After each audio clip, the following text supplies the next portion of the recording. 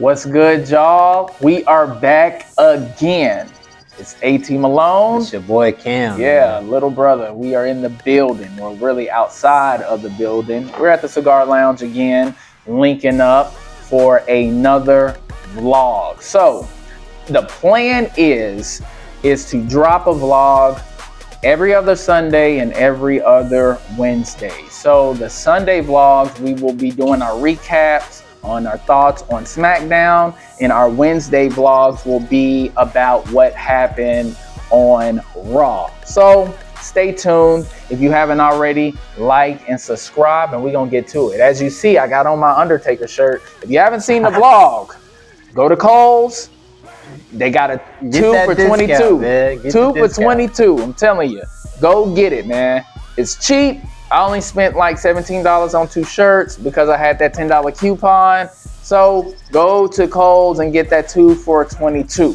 But anyways, we're going to get to it. We are going to discuss the aftermath of Smackdown on Friday. And y'all know that I missed the majority of Smackdown. And this one also missed the majority of Smackdown. And I was hoping to get his take on what I missed. But we caught Smackdown around the same time.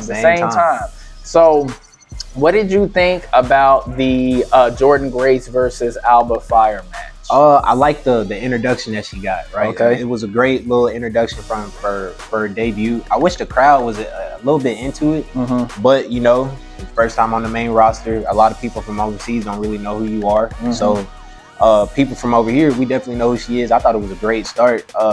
You know, for a debut. Of course, we talked about it, the squash match, but how Jay came out at the end of Could you imagine those two mixing it up in the ring? Those two powerhouses. Now, don't get it twisted. Jordan Grace is a lot smaller than Jade Cargill, but it would be amazing display of strength because Jordan Grace is a power lifter. You know what I'm saying? So her and Jade Cargill could really do some who is the strongest wrestler type situation. Right. I could see that, bro. I could see that story. If they do it right and tell this story correctly, how Triple H always like to tell us, we tell stories, bro. I wouldn't even mind seeing that at WrestleMania on some shit. Like them running it back, you know, if Jordan Grace beat her for the first time for the belt, they run it back at Mania. Or, you know, they have a match before Rumble, Jordan Grace lose, you know, and she comes back and wins the Rumble and she gets her run back at it. You know, it's a lot of things they can do with it because right now, who else could Jade Cargill go up against? If you had to guess right now or just name an opponent, who do you think she would be facing at WrestleMania right now for that belt? Charlotte could definitely be in, you know, that mix of things. It makes sense.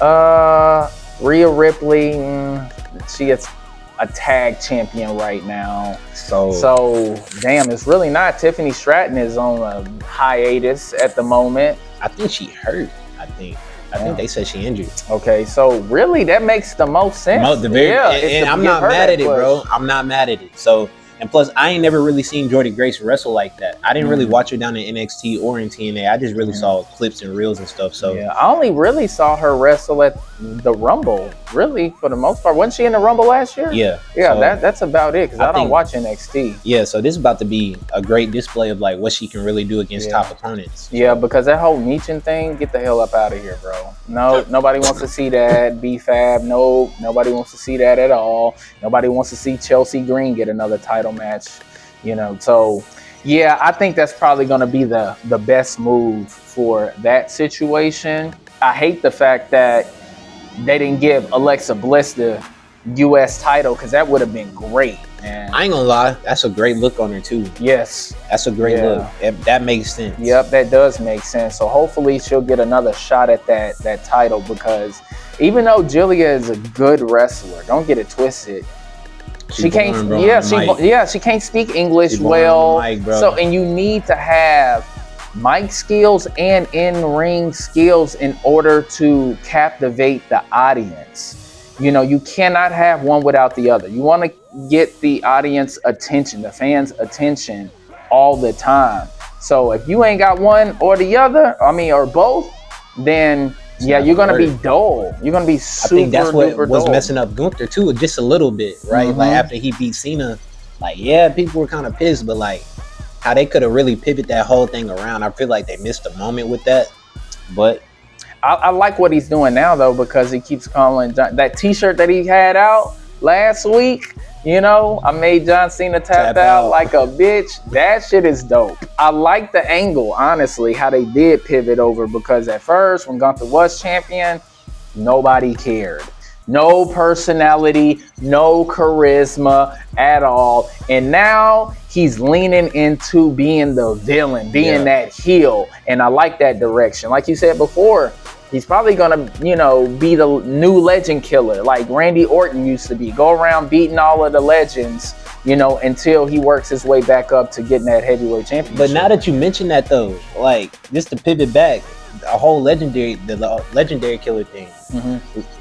How Randy did it, bro, that ain't nothing compared to how Gunther could do it. Like Randy's look so believable. Like that little motherfucker right there, bro, he gotta go. Like you can actually sit there at home and say something like that. With Gunther, it's serious. Like you get where he's going, but I'm laughing along. Like I get it, at this point. Correct. But yeah, I see him doing that because I want to say there's maybe 2 or 3 more wrestlers that's gonna retire this year.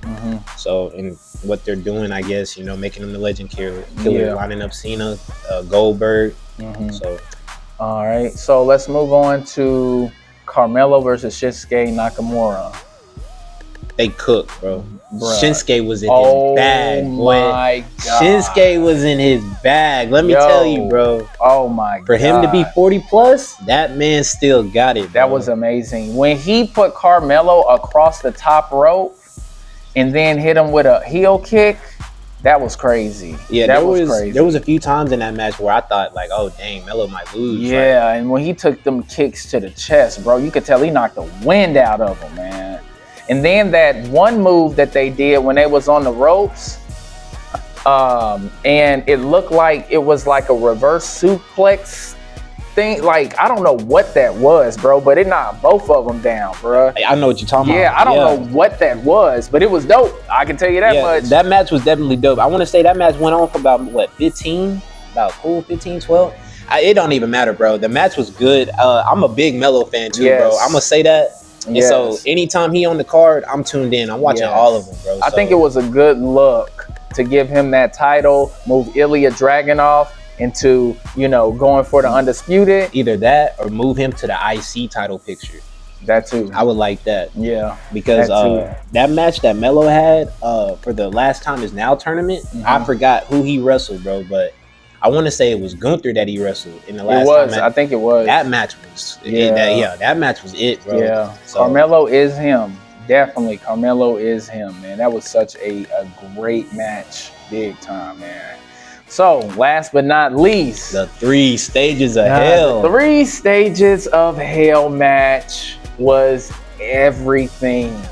It was everything that I expected it to be. Absolutely. I'm glad that Drew McIntyre won the belt. I agree. Yep, I'm glad. I don't know if it's true or not, but I was reading some articles online, and they said that Drew and Cody proposed that Cody dropped the belt to Drew because it was getting dull and they needed to shake things up. But I did not expect Jacob Fatu to insert himself in that match. I ain't gonna lie, bro. I'm not even gonna sit here and say I was told. I saw online that Jacob Fatu was gonna be out for a good part of 2026. It was said that he was gonna miss WrestleMania. So him coming back like that, that had me on my feet. Yeah. So, but from the 3 stages though, starting with stage 1, the regular match, I feel like you said, that was everything you could have asked for. A lot of action, a lot of back and forth. I didn't expect Drew to get the first win though. I kind of did. Yeah, I did not expect that. Nope, I thought he was gonna get it in the Falls Count Anywhere. Yep, Falls Count Anywhere. And of course, if Drew won that one, you knew Cody was gonna win the Falls Count Anywhere. I love the fact that Cody was in his ECW bag. Bro, they let them work, bro. Him jumping from the crowd. Yeah. Oh, bro, like that's what we be wanting, bro. Back to the man. Listen, everything looked believable. You know that they felt some. Well, Cody Rhodes is always getting busted up, bleeding all over the place because he really takes real hits. And then, of course, when that steel cage came down, you know it was going crazy. Them boys went to work in that steel cage, and how bro. Drew McIntyre suplexed Cody, got on the top rope. Cody Rhodes was hanging off of half of the cage, and he suplexes Cody Rhodes from the top rope, bro. Yeah. Jesus Christ. They went to work in that steel cage, bro. That's one of those matches, bro, that I could go back and watch 5 to 10 times right now, bro. That was so damn good. Yeah. And now we got this feud. We're going to have a feud between Jacob Fatu, Cody Rhodes, and Drew McIntyre. Yo. Oh, my God. Yeah. I will say, though, WrestleMania, the road to WrestleMania is going to be looking really, really interesting, bro. Because right now, I even texted you like the day out yesterday. I told you, bro, SmackDown is stacked. More stacked than Raw. SmackDown is definitely going to be in competition with Raw all day long, because I feel like Raw is reaching kind of like a plateau in a sense, depending on what happens tomorrow. But it's like Raw's right here, right? SmackDown was right here, and SmackDown is slowly, increasing every single week. All I'm going to say is, if Obafemi goes to SmackDown, it's wrap, over for Raw. Yeah, it's over. It is over. Javon Evans about to be all by himself, bro. Yep. It's going to be over with, bro. It's going to be crazy. Trick, Melo, and Obafemi. Drew, Cody, bro. Randy, Jacob Fatu. All of the MFTs. We didn't talk about the MFTs versus the Wyatts. I didn't even watch that, bro. So, yeah. Well, we know that, the MFTs beat the Wyatts. We know that Solo grabbed the lantern and kind of was it a tag match or was it 5v5? Yeah, it was 4v4. Oh, okay, 4v4. Yeah, 4v4, and Solo grabbed the lantern and distracted Bo Dallas, aka Uncle Howdy, and they ended up getting the W. So they need to take them belts. Yeah, now they should be able to, at this point, be able to take those titles off of them. At least at the But Rumble. I was gonna say when though. When would they take the titles from them? That's kind of hard, bro. Cause I don't like them putting 4 matches and saying that's a pay-per-view. Yeah, it is. And so I would say the Rumble, but I don't know, bro. I feel like that tag team division only cooks on pay-per-view if it's multiples. Yeah, that's They've true. only cooked on pay-per-view when it's like a fatal 4-way, some crazy shit. Okay. So I could see them putting it on the show like the night before. I could see that. Yeah, I could definitely see that. Because the Rumble's 2 days now, right? Or that's a 1-day show? I think I don't know. They never said that it was going to be multiple. Damn. But either way, we're going to be watching it late. Oh, because they inside. Yeah, we're going to be watching that shit late as hell. Unless they modify the time to correlate with our time zone, which means that they would be wrestling late as hell, right? Or would they be wrestling early in the morning? They'd be wrestling in the morning, right? Yeah.